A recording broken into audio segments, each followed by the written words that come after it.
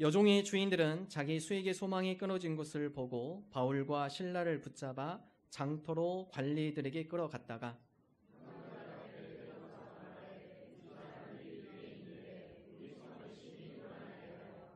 로마 사람인 우리가 받지도 못하고 행하지도 못할 풍속을 전한다 하거늘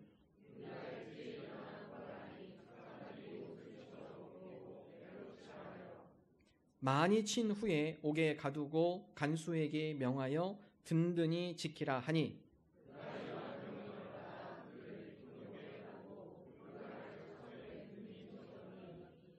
한밤중에 바울과 실라가 기도하고 하나님을 찬송하며 죄수들이 듣더라.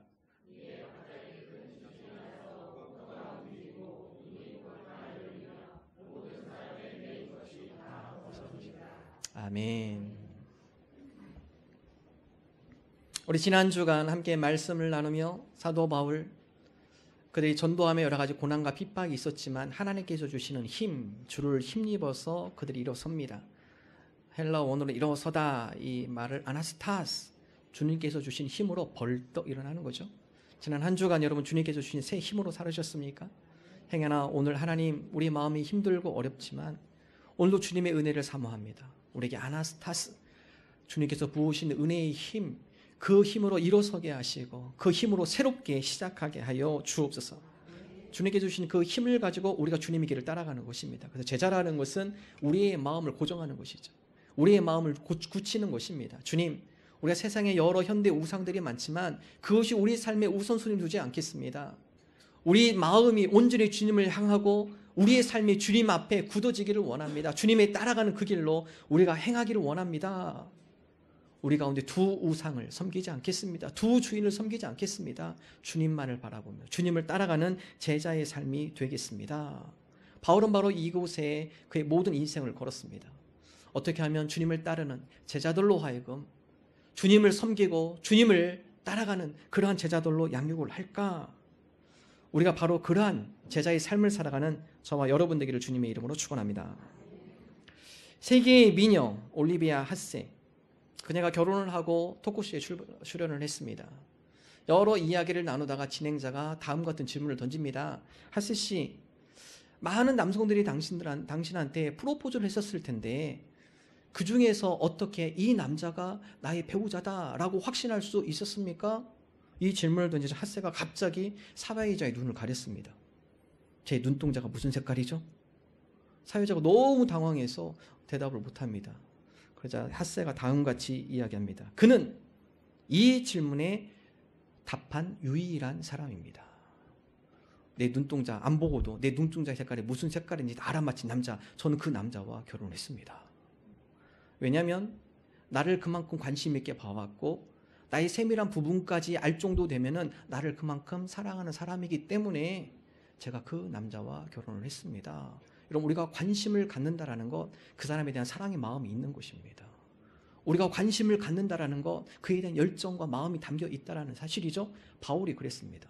사도 바울이 1차 선교 사역을 마치고 하나님의 복음이 뿌려진, 그리고 그리스도인들이 탄생이 되어지고 처음으로 세워진 각 지방의 교회들, 바울은 늘 그 생각이었어요. 하나님, 그곳에 있는 그리스도인들이 잘 자라고 있을까요? 그들이 여러 가지 유혹과 여러 가지 고난 가운데 쓰러지지는 않을까요? 며칠 후에 못 돼서 다시 그곳으로 갑니다. 그들에 대한 관심이 있는 거예요. 그들에 대한 사랑의 마음이 있는 겁니다. 그들이 어떤지 궁금한 거예요. 여러분, 그런 사랑과 관심 가운데 사람은 성장하게 되어 있습니다. 변화하게 되어 있습니다. 우리 교회가 올 후반기부터는 함께 하나님의 말씀을 가지고 우리가 함께 양육되기를 원합니다. 특별히 우리 지체들 가운데 하나님의 말씀이 절실히 필요한 자들, 우리가 그들에게 관심을 갖습니다. 그리고 그들이 하나님의 말씀으로 바로 세워지도록 우리가 함께 섬기기를 원합니다. 주님의 제자로 우리가 함께 양육이 되어지기를 원합니다. 말씀 가운데 든든히 세워지는 그리스도인의 공동체가 되게 하여 주옵소서. 우리가 마음을 갖기를 원합니다. 그런 가운데, 그런 관심과 사랑 가운데 교회가 견고하게 되죠. 사도행전 15장 31절 우리 함께 한 목소리로 읽겠습니다. 수리아와 길리기아로 다니며 교회들을 견고하게 하니라. 하나님의 복음이 전해졌던 그곳, 며칠 후 안 돼서 그것을 향한 마음과 관심을 가지고 다시 돌아다녀요. 그 가운데 말씀 가운데 그들을 세워주자 그곳에 있는 그리스도인과 교회들이 견고하게 세워져 가고 있어요. 여러분, 그렇습니다. 우리가 사랑과 관심을 가지고 그들을 향하여 끊임없이 말씀의 걸음으로 함께 기도함으로 중보함으로 함께 사랑의 손으로 붙들어주며 나갈 때 그 가운데 성장과 발전이 있는 거죠. 믿음이 견고하게 세워지는 것입니다. 저는 우리 교회 공동체가 그런 교회 공동체가 되기를 원합니다. 우리가 사랑의 발로 붙들어주고 하나님의 말씀으로 서로 양육해주며 그 가운데 건강하고 견고하게 세워지는 교회, 하나님께서 기뻐하시는 교회, 우리 교회가 그런 교회 되기를 소망합니다. 오늘 집에 가서 남편 눈 가리고 그 얘기하지 마세요. 내 눈 무슨 색? 예. 남자들은 색깔 얘기 안 합니다. 이 사람이 어떻게 됐나 갑자기 밥 먹다 왜 그래? 예. 얘기하지 마세요. 꼭 이런 적용을 하면 엉뚱하게 적용을 하셔서 저한테 목사님 때문에 저 싸웠어요. 예. 그런 얘기 하시는데 하지 마십시오. 예. 관심을 갖는다는 것, 그 영혼에 대한 관심이에요. 그가 부족한 것이 무엇이고 그에게 우리가 채워줘야 할 것이 무엇인지. 오늘 사도행전 16장은 사도 바울의 2차 사역입니다. 1차 사역은 유대인들의 여러 가지 방해가 있었죠. 그러나 사도행전 16장부터는 유대인이 아니라 이방인들의 핍박, 바울과 실라가 하나님의 복음 사역을 하면서 태클을 걸어오죠. 특별히 오늘 말씀은 빌립보에서 일어난 말씀입니다. 빌립보, 그리스의 큰 성 중에 하나예요. 큰 도시 중에 하나입니다. 바울과 실라가 그곳에서 하나님의 복음을 전하는 가운데 이방인들의 본격적인 핍박이 시작이 되어집니다. 오늘의 내용은 다음과 시작이 되죠. 바울과 실라가 하나님의 말씀을 전하는데 빌립보에 귀신 들린 여종, 점을 잘 치는 여자입니다. 바울과 실라가 복음을 전하면서 이 귀신 들린 여종이 바울과 실라를 알아봐요. 당신네들은 하나님의 종들이군요. 하나님께서 보내신 하나님의 종들입니다. 다른 사람은 몰라봐도 이 귀신 들린 여종은 바울과 실라가 하나님의 선지자, 하나님의 복음을 전하는 파수꾼임을 알아내요. 그래서 며칠을 따라다니면서 그 얘기를 계속합니다. 바울과 실라가 그 가운데 명령을 하죠. 예수 그리스도의 이름으로 명하노니 회복이 되어질지어다. 그 여인은 회복이 되어져요. 귀신이 들려서 자기 마음대로 통제가 안 됐던 자기의 몸이 이제는 자기의 의지 가운데 조절이 되기 시작하고, 여러분 회복이 되어지고 그 여인이 빌립보 교회의 성도가 되죠. 얼마나 기쁜 일이고 그 여인에게 있어서는 놀라운 은혜를 체험한 현장이죠. 그러나 그거에 대해서 못마땅한 사람들이 있었습니다. 바로 그 여인을 통하여서 돈을 벌었던 주인들, 한 명이 아니에요. 여러 명입니다. 한 사람의 여러 가지 삶의 고통을 느끼지만 그것을 이용해서 돈벌이를 하려고 하는 여러 사람들, 그들이 화가 나기 시작해요. 우리로 하여금 오늘날 이 성에서 돈벌이를 끊게 한 바울과 실라, 우리가 저들을 고소해야겠다. 누명을 씌우기 시작합니다. 관리에게 가서 이 빌립보를, 이 성을 요란하게 하는 사람들이 있습니다. 이상한 풍습을 전하는 사람들이 있습니다. 바울과 실라라는 사람인데요. 그 사람을 이 성에서 추방해 주십시오. 그 사람들 때문에 우리 성이 지금 요란해지고 있습니다. 거짓 누명을 씌우고 거짓 사람들을 세우고 사람들을 선동해서 바울과 실라를 고소하죠. 관리가 그것을 변호할 기회도 주지 않고 데려다 놓고 옷을 찢고 매를 치기 시작합니다. 그 당시에 매를 쳤다라는 것은 기본으로 39대예요. 40대까지는 못 넘깁니다. 사회법으로. 39대만 져도 사람이 실신이에요. 바울의 옷을 찢기고 매를 때려서 거의 실신 상태에 이릅니다. 바로 그랬을 때 바울과 실라가 했던 일, 사도행전 16장 25절이죠. 함께 한 목소리로 읽겠습니다. 한밤중에 바울과 실라가 기도하고 하나님을 찬송하며 죄수들이 듣더라. 한밤중에 바울과 실라, 여러분 얼마나 억울한 일을 당했어요. 분통이 터지죠. 누명을 씌웠습니다. 마음은 심히 불편해요. 억울해요. 마음속에 여러 괴로움이 있습니다. 여러 사람의 방해, 오히려 표창장을 줘야죠. 그 사람을 고쳐주고 회복시켜줬으니까, 한 사람을 온전하게 해줬으니까 마을 사람들이 기뻐하고 축하하고 고마워야 할 또 부족한데 오히려 시기예요. 질투예요. 그리고 그로 하여금 여러 가지 안 좋은 일을 겪도록 오히려 옥에 가두는 그런 일들을 합니다. 바로 그 가운데 바울과 실라가 한 행동, 하나님 그럼에도 불구하고 저희가 후퇴하지 않습니다. 하나님 이 일 때문에 분통하며 원망하며 그들을 향해서 우리가 따지지 않습니다. 하나님의 복음을 전함에 있어서 이러한 고통도 우리가 감내하겠습니다. 바울과 실라가 하나님을 찬양하기 시작하죠. 우리가 고통스럽고 여러 가지 억울한 일을 당하고 분한 일을 당할 때 여러분 그 일에 휩싸이지 마세요.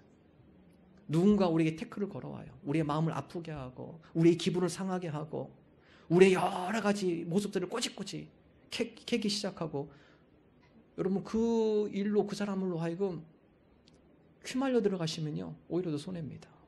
그곳에 에너지를 쏟느니 전진하는 곳에 에너지를 쏟으십시오. 그렇게 할 수 있게 하는 것이 바로 기도와 찬양입니다. 바울과 그 가운데 하나님 앞에 기도와 찬양을 드리죠. 하나님, 우리가 비록 이런 억울한 일을 당해도 분한 일을 당해도 우리가 이곳에 우리의 마음이 빼앗기지 않습니다. 우리가 퇴보하고 후퇴하는 것이 아니라 이 일을 겪음으로 오히려 앞으로 더 전진하게 하여 주옵소서. 우리가 그것을 극복할 수 있는 힘을 주옵소서. 찬양하고 기도하죠. 여러분, 억울한 일 하면 요셉을 빼놓을 수가 없어요. 요셉이 얼마나 억울한 일을 당합니까? 그가 노예로 팔려가서 보디발의 집에 있을 때 얼마나 성실하게 일을 해요? 주인이 그의 모든 권한을 요셉에게 다 줍니다. 얼마나 성실하게 일을 했는지. 근데 여러분, 보디발의 아내가 요셉을 유혹을 하죠. 요셉이 범죄하지 않습니다. 진실되고 정직하게 그 가운데 대처합니다. 정의롭게 대처하죠. 그러나 그에 대한 대가는 감옥살이입니다. 누명을 씌웠어요. 얼마나 억울해요. 나는 오히려 주인을 위해서 더 충성된 모습으로 정직하고 성실하고 진실되게 제가 생활하고 되어 있습니다. 근데 그에 대한 대가는 감옥행입니다. 얼마나 마음이 상할까요? 감옥에 가서도 내가 왜 이런 억울한 일을 당해야 하나? 내가 왜 이러한 누명을 씌워야 하나? 그러나 요셉이 그 일로 가지고 후퇴하지 않아요. 하나님, 때로는 이렇게 억울한 일을 당하지만 그러나 이 일 때문에 제가 마음이 후퇴하지 않겠습니다. 하나님을 바라봄으로 더욱더 하나님 앞에 가까이 나아가겠습니다. 하나님께서 그 가운데 은혜를 주시죠. 창세기 39장 21절 우리 함께 한 목소리 있습니다. 여호와께서 요셉과 함께 하시고 그에게 인자를 더하사 간수장에게 은혜를 받게 하십니다. 여호와께서 요셉의 억울함을 하시고 함께 하십니다. 그리고 인자를 더하사, 다른 어떤 때보다도 요셉의 분통한 마음, 그 마음속의 깊은 상처, 그것을 다 녹아내릴 수 있는 더 큰 하나님의 은혜와 사랑으로 풍성하게 부어주시는 거죠. 여러분, 바로 그 은혜가 있을 때 우리 속에 있는 원통함, 분함, 억울함 녹여낼 수 있는 거예요. 우리가 하나님을 찬양하고 기도하는 가운데 우리에게 하나님께서 그런 선물을 주십니다.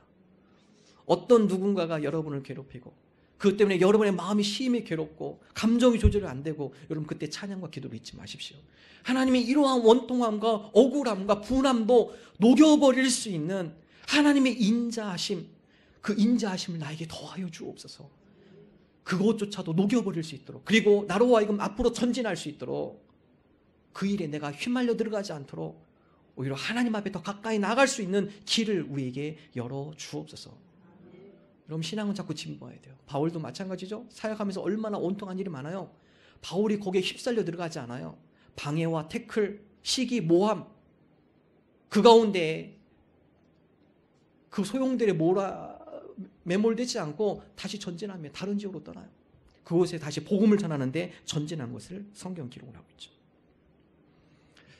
이탈리아 최초의 여자 의사인 몬테소리. 여러분, 그 당시에 대부분 의사는 남자였습니다. 1800년대 후배, 1900년대 초이니까요. 이탈리아 최초로 몬테소리가 여자 의사 자격증을 땁니다. 의대를 들어가고요. 의대를 들어갔지만 여러 차별을 당해요. 당시 법적으로는 남성과 여성이 해부실에 들어갈 수 없어요. 같이 들어갈 수 없습니다. 그래서 해부실은 남성만 들어가요.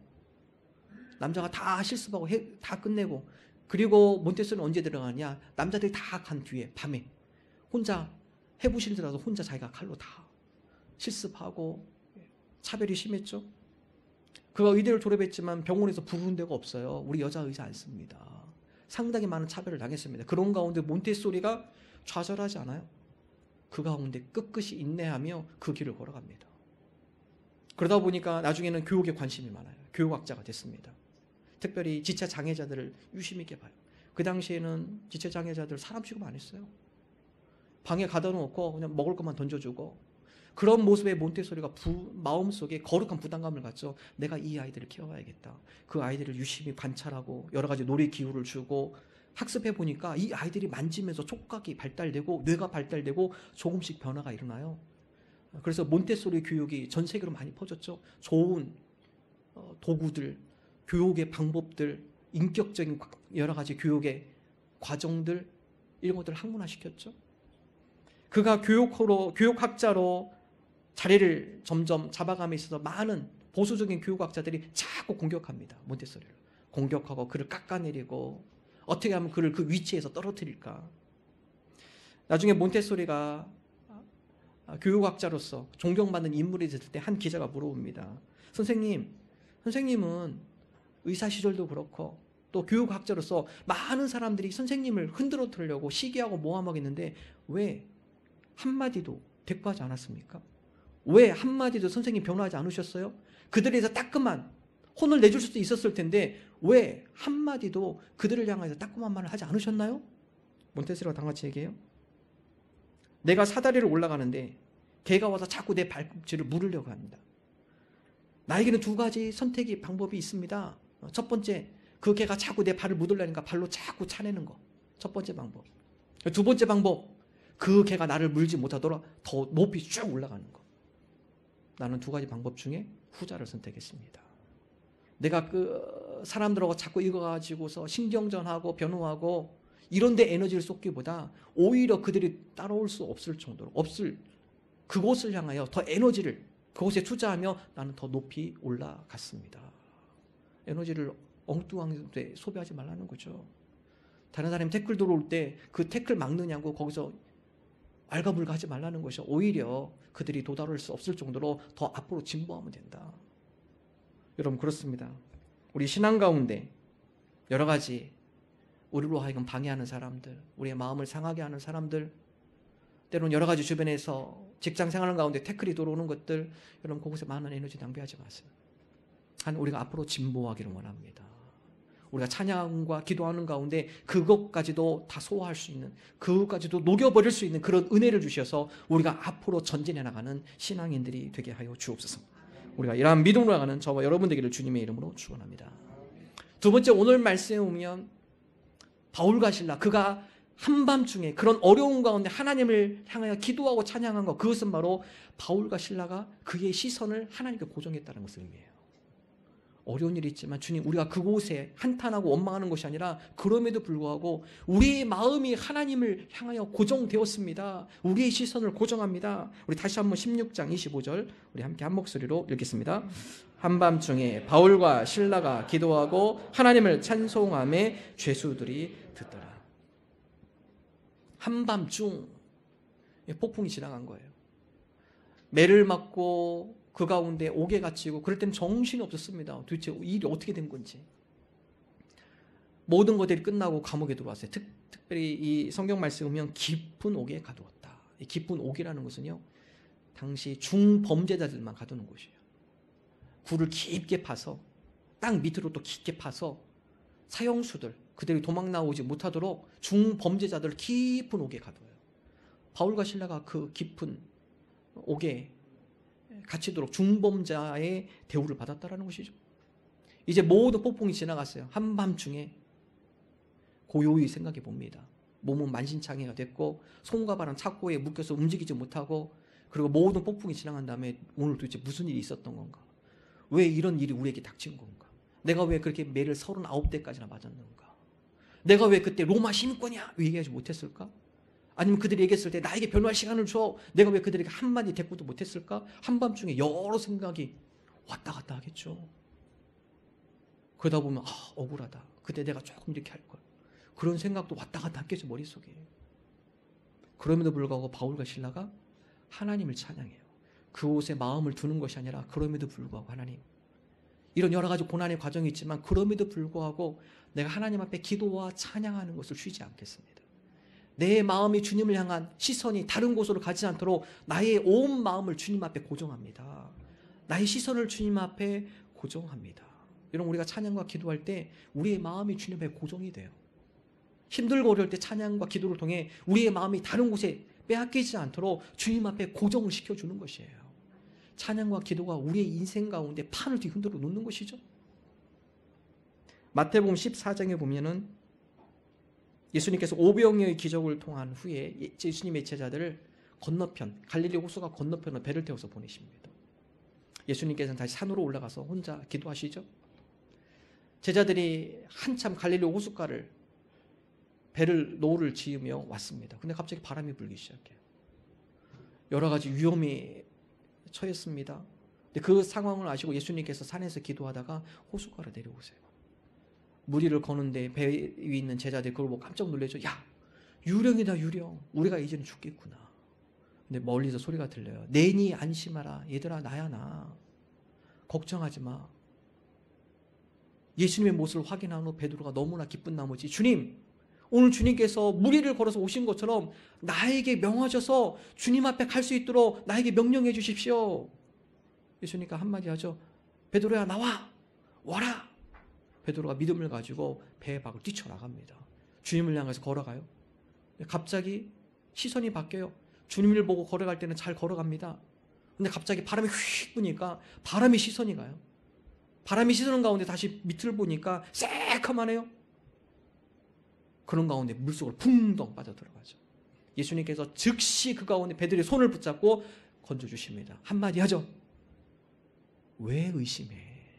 베드로야, 너 왜 의심하냐? 너 나를 바라보고 올 때는 잘 걸어왔잖아. 근데 왜 바람을 보기 시작하니? 왜 밑에를 보기 시작하니? 왜 의심의 마음을 갖니? 여러분, 우리가 주님 앞에 시선을 고정하다가 우리의 시선이 다른 곳으로 갈 때 우리도 풍덩 빠져요. 여러 가지 두려움과 염려와 불신앙의 모습과 그런 곳에 우리 마음이 흔들리고 우리의 삶이 흔들리기 시작하죠. 주님, 우리가 우리의 시선을 주님 앞에 고정하기를 원합니다. 우리가 흔들리지 않기를 원합니다. 바울과 실라 주님 앞에 고정할 때 주님께서 놀라운 큰 일을 행하시죠. 그들이 전혀 생각지도 못한 일들이 그 가운데 일어납니다. 사도행전 16장 26절 우리 함께 한 목소리로 읽겠습니다.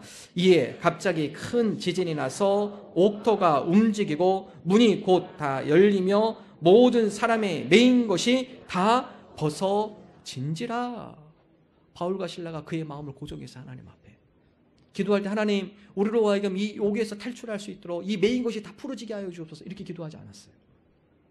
주님, 힘들고 어렵지만 그럼에도 불구하고 우리가 주님을 향하여 찬양하며 주님을 높이며 주님 앞에 우리가 기도하며 나아갑니다. 그 가운데 주님 앞에 시선을 고정했을 때 생각지도 못한 놀라운 기적이 일어난 거죠. 그 가운데 옥문이 열리고 묶인 곳이 풀리고 모든 사람의 매인 것이 다 자유롭게 되어집니다. 전혀 생각지도 못한 일이 일어난 거예요. 예레미야는 다음 같이 고백하죠. 자, 예레미야 33장 3절 함께 읽습니다. 너는 내게 부르짖으라. 내가 내게 응답하겠고 내가 알지 못하는 크고 비밀한 일을 내게 보이리라. 내가 알지 못하는 크고 비밀한 일, 언제 일어납니까? 주님 앞에 부르짖으며 우리의 마음을 주님 앞에 고정할 때예요. 우리 시선을 고정할 때입니다. 우리가 주님 앞에 우리의 마음과 우리의 시선을 고정하며 나갈 때 주께서 일하시는 겁니다. 그것도 우리가 전혀 예상하지 못한, 우리가 전혀 생각지도 못한 놀라운 크고 비밀한 일들을 우리를 위해서 일으켜 주신다는 것이에요. 우리가 하는 일은 고정하는 거예요. 힘들고 어려워도 주님, 우리의 마음이 주님 앞에 고정됩니다. 우리의 시선이 주님을 바라보기를 원합니다. 우리의 마음이 주님을 향하기를 원합니다. 그 가운데 주님께서 일하신다는 거예요. 전혀 우리가 생각지 못한 방법과 놀라운 일들을 보여주신다는 사실입니다. 이스라엘의 히스기야 왕 이사야가 활동했던 시대이죠. 히스기야 왕이 이스라엘 왕으로 있었을 때 옆에 가장 그 당시에 주변국 중에 강대국이었던 아수르가 이스라엘을 포위하고 들어오기 시작합니다. 이스라엘 왕 히스기야에게 얘기하죠. 이제 너희는 끝이다. 18만 5천 명이라는 대군을 이끌고 우리가 왔다. 너희들 앞에 왔다. 순수히 포기해라. 그리고 우리한테 항복해라. 그리고 이제는 우리 이 아수르에 속한 속국으로 살아가라. 히스기야가 하나님 앞에 부르짖어요. 하나님, 이 어찌된 일입니까? 하나님, 우리가 어떻게 18만 5천 명이라는 이 아수르 강대국을 우리가 대적할 수 있겠습니까? 하나님 도와주옵소서. 히스기야가 한 일은요, 두려움 앞에 그의 마음을 하나님 앞에 고정한 거예요. 하나님 앞에 부르짖는 겁니다. 하나님, 우리가 방법이 없습니다. 단 우리가 의지할 거 하나님을 의지하며 하나님 붙들며 나갑니다. 하나님 도와주세요. 고정했죠? 하나님께서 다음과 같이 약속합니다. 히스기야야, 걱정하지 마라. 다음 날 아수르의 군대가 다 전멸할 거다. 하나님, 무슨 방법으로 해요? 전혀 생각지도 못할 일이에요. 그러나 그 말씀대로 이루어졌습니다. 이사야 37장 36절 함께 한 목소리 읽어볼까요? 여호와의 사자가 나가서 아수르 진중에서 18만 5천인을 쳤으므로 아침에 일찍이 일어나 본즉 시체뿐이라. 전혀 히스기야가 예상치도 못한 일이에요. 하나님, 이 위기 가운데 18만 5천 명이라는 이 아수르의 대군이 이 이스라엘을 다 포위하고 있는데 지금 당장 저도로 올라가는데 하나님, 우리가 방법이 없습니다. 그럼에도 불구하고 내가 하나님의 도우심을 구하며 하나님 앞에 우리의 마음을 고정하고 하나님을 바라봅니다. 우리의 시선은 오직 주님을 향합니다. 전혀 생각지 못한 방법을 하나님께서 18만 5천 명을 송장으로 만들어 놨어요. 이사야보다 100년 뒤에 그리스의 역사학자 헤로도토스, 그가 그의 역사서에서 다음과 같이 기록하고 합니다. 그 당시 아수르군의 18만여 명이 페스트균에 몰살당했다. 페스트균, 흑사병이죠, 흑사병. 쥐의 피를 빨아먹는 벼룩들. 이것이 어마어마한 강한 전염력이죠. 18만 5천 넘는 대군이요, 몰살당합니다. 그냥 그 당시가 아수르가 강대국이었죠. 이 사건으로 해서 아수르가 완전히 무너지고 그 옆에 있던 바벨론이 다시 강대국으로 등장하게 돼요. 헤로도토스가 그 당시 역사를 기록해요. 어떻게 아수르의 18만이 넘는 사람이 한 번에 다 몰살될 수 있었는가? 그 당시에 페스트균이 어마어마하게 그 아수르의 군대들 가운데 페스트균 전염이 되는 가운데 온 병력들이 다 전사했습니다. 다 죽었습니다. 그리고 아수르가 푹 가라앉습니다. 성경 구체적으로 어떤 방법으로 그들이 죽었는지 기록되고 있지 않지만 전혀 생각지도 못할 일이에요. 너는 내게 부르짖으라, 내가 내게 응답하겠고 내가 알지 못하는 크고 은밀한 일, 우리가 하나님 앞에 고정하며 우리가 하나님을 바라보며 우리의 마음이 하나님 앞에 확정되어졌을 때 주께서 일하십니다. 그 가운데 주님께서 살아계심을 우리에게 보여주십니다. 우리가 전혀 생각지도 못한 놀라운 일들로 하나님께서 우리와 함께 해주십니다. 우리가 이러한 믿음으로 나가고 우리의 마음을, 우리의 시선을 주님 앞에 고정함으로 우리 가운데 살아계셔서 역사하시는 하나님의 크고 놀라운 일들을 맛보는 저와 여러분 되시기를 주님의 이름으로 축원합니다.